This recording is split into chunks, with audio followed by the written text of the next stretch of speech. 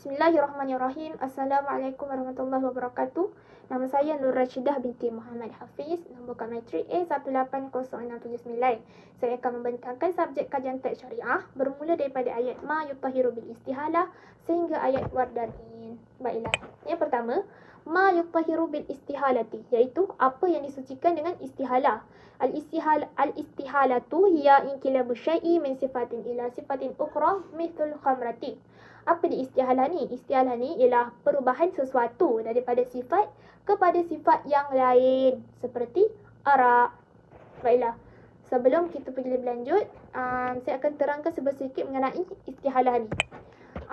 Jika suatu bahan najis atau haram telah mengalami perubahan pada zatnya sehingga berubah menjadi bahan lain yang berbeza daripada sifat asalnya, sama ada dari segi warna, rasa dan bau, maka hukumnya juga turut berubah, di mana ia akan dianggap suci dan halal menurut lihat kepada perubahan itulah.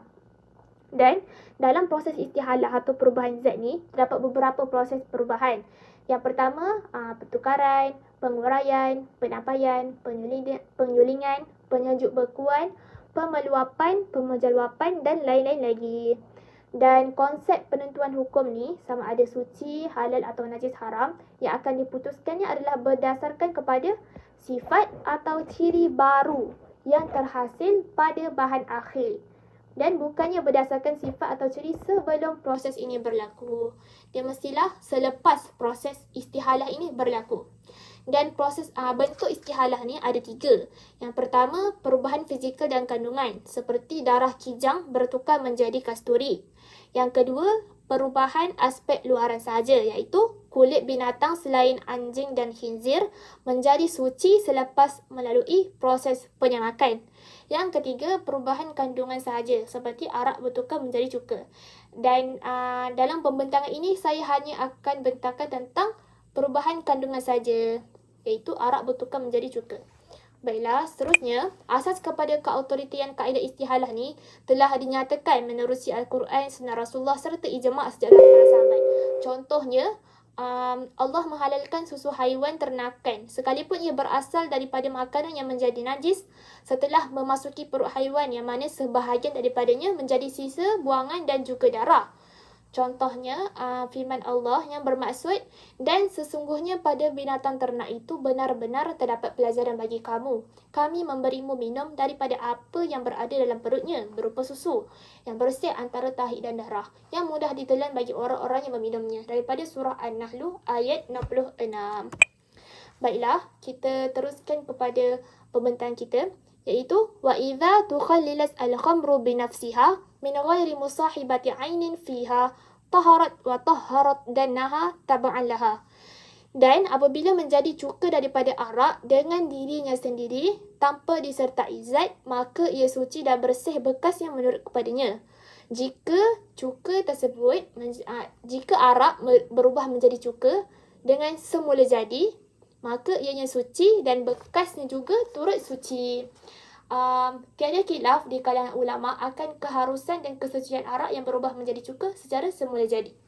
Seterusnya, wa in taqallalat bi tarhi syai'in fiha lam tathhar li tanjisiha bi syai'il waqi'i fiha in kana najisan wa 'audahu 'alayha bitanjisi in kana tahiran li'annahu tunajjisu minha qabla taqalluli. Dan jika menjadi cuka dengan dicampakkan sesuatu padanya semasa prosesnya, maka tidaklah suci ia, kerana ia telah menjadi najis dengan sebab sesuatu yang telah dicampuri itu tadi. Dan apabila ianya najis, maka kembali kepadanya atasnya dengan najis. Dan ianya hanya suci jika tidak dicampurkan lagi, kerana ia adalah najis sebelum berlaku proses ke atasnya. Baiklah, kalau tadi arak berubah menjadi cuka dengan semula jadi, ia suci. Namun, kalau arak tersebut menjadi cuka tu dengan sebab memasukkan sesuatu, dikatakan di sini ianya tidak suci. Baiklah, apa yang dimaksudkan dengan campakkan sesuatu tu? Maksud, jika ia diproses, contohnya dengan memasukkan roti atau bawang atau ragi dan sebagainya, maka cuka itu kekal kenajisannya. Ia telah menjadi najis. Dan ia menajiskan juga bahan yang dimasukkan tadi. Seperti contohnya kalau kita masukkan bawang tersebut yang telah dimasukkan tadi, dia juga telah menjadi najis. Kita tak boleh nak ambil dia balik, kita nak makan tak boleh sebab dia dah jadi najis. Dan cuka ini juga akan kekal kenajisannya sekalipun ia dicuci. Ini berdasarkan syarah Imam Nawawi. Baiklah, macam mana dia boleh jadi najis? Sebab berpandukan kepada hadis Rasulullah, iaitu Su'ila Rasulullah sallallahu alaihi wasallam anil khamri tuttakhadhu khalan faqala la. Rasulullah pernah ditanya tentang arak yang berubah menjadi cuka. Jawab baginda, tidak boleh. Dan mengikut syarah Imam An-Nawawi, hadis ini telah menjadi dalil untuk Asy-Syafi'i dan jumhur ulama yang berpendapat tidak boleh memproses arak untuk dijadikan cuka. Ia tidak jadi suci dengan sebab proses berkenaan. Proses di sini bermaksud arak yang menjadi cuka bukan dengan semula jadilah. Maksudnya ada campur tangan manusia. Baiklah, berkenaan hal ini, ulama telah berbeza pendapat. Jika arak berubah menjadi cuka bukan melalui proses semula jadi atau iaitu dengan memasukkan ejen pengubah atau campur tangan manusia. Pendapat pertama mengatakan tidak harus. Pendapat ini telah dipelopori oleh Syafi'iyah, Az-Zahiriyah, Imam Malik dalam riwayat yang masyhur dan Imam Ahmad dalam satu riwayat. Dalil mereka adalah dalil tadilah. Dan pendapat kedua mengatakan makruh. Pendapat ini disokong oleh satu kaul dari kalangan ulama mazhab Maliki. Pendapat ketiga pula mengatakan halal lagi suci. Pendapat ini dipegang oleh Hanafiyah, Al-Bukhari, Al-Thawri atau Al-Thawri, Al-Auza'i, Al-Qurtubi, Ibnu Hajar dan selain mereka. Antara dalil mereka adalah terdapat banyak dalil Al-Quran dan hadis yang menghalalkan sesuatu yang baik. Antaranya wa yuhillu lahumut thayyibat dalam surah Al-A'raf yang bermaksud dan yang menghalalkan segala yang baik bagi mereka. Baik, mengapa ada khilaf ulama dan mengapa ada juga ulama yang membolehkannya?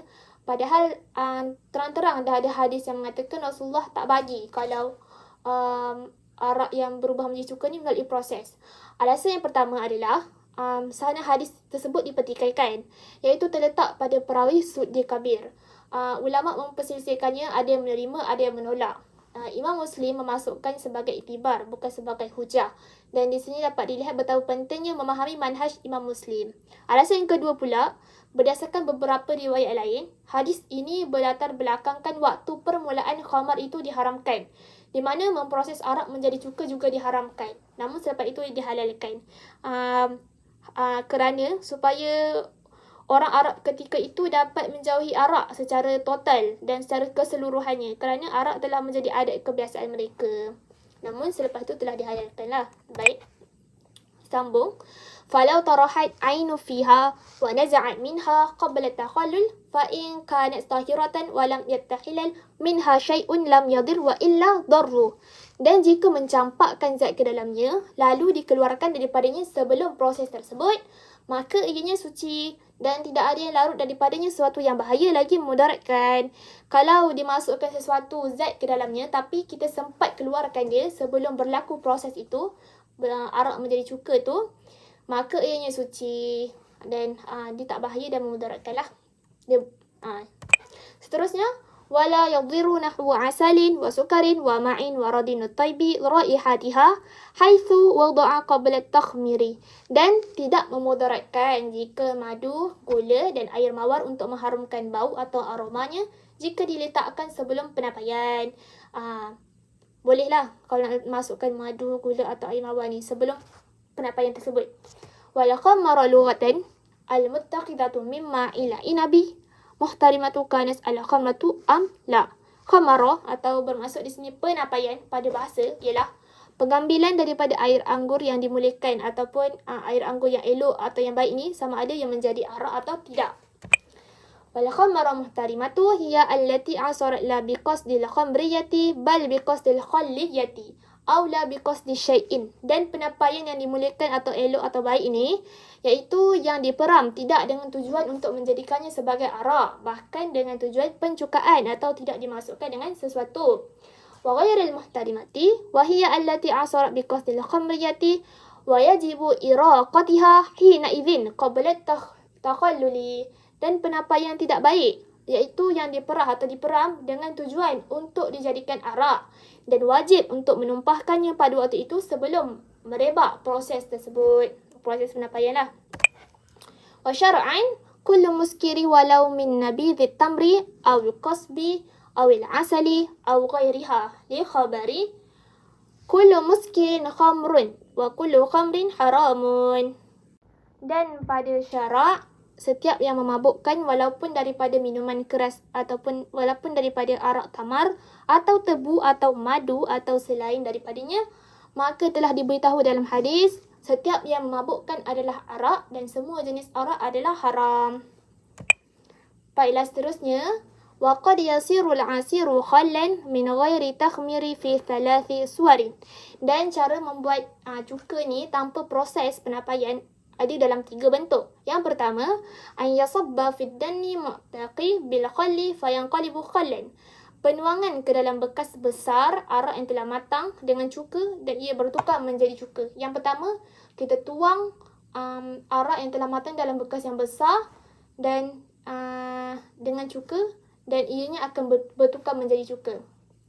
Yang kedua, أن يصب عليه خل أكثر منه أو مساو له فيصير الجميع خلا. Menuangkan cuka lebih banyak atau sama banyak, maka kesemuanya akan menjadi cuka. Okey, maksudnya kita tuangkanlah cuka tu lebih banyak daripada jumlah arak ataupun sama banyak, maka dia akan kesemuanya itu akan berubah menjadi cuka. Dan yang ketiga, أن تجرد حبات العنب من عناكيرها ويملأ منه الدن ويطين رأسه حتى يصير خلا. Menanggalkan buah anggur dari isinya dan mengisinya ke dalam bekas dan mengosongkan kepalanya sehingga ia menjadi cuka. Maksudnya, bila kita dah isi anggur ni dalam bekas, and then dia akan, maksud mengosongkan kepalanya tu bermaksud dia punya atas tu, kan kalau ada buih-buih kan, kita buang buih-buih dia tu. Tu maksud dia mengosongkan kepalanya sampailah ia menjadi cuka. Nota tambahan, mulahazatun, nota, al-khamratu bi itsbati ta'i fiha lughatun qalilah. Arak dengan menetapkan tak padanya menguatkan sedikit pada bahasa. Wal afsahu tarkut ta'i, dan lebih baik meninggalkan tak. Fatakunu min alfazi mu'annathata ma'anan bighairi ta'i, maka menjadi ia salah satu daripada perkataan yang menunjukkan untuk perempuan yang bermakna tanpa tak. Kaharbin wa dar'in, seperti perkataan perang dan perisai, itu perkataan dar'in, harbin. Itu sahaja daripada saya. Sekian, terima kasih.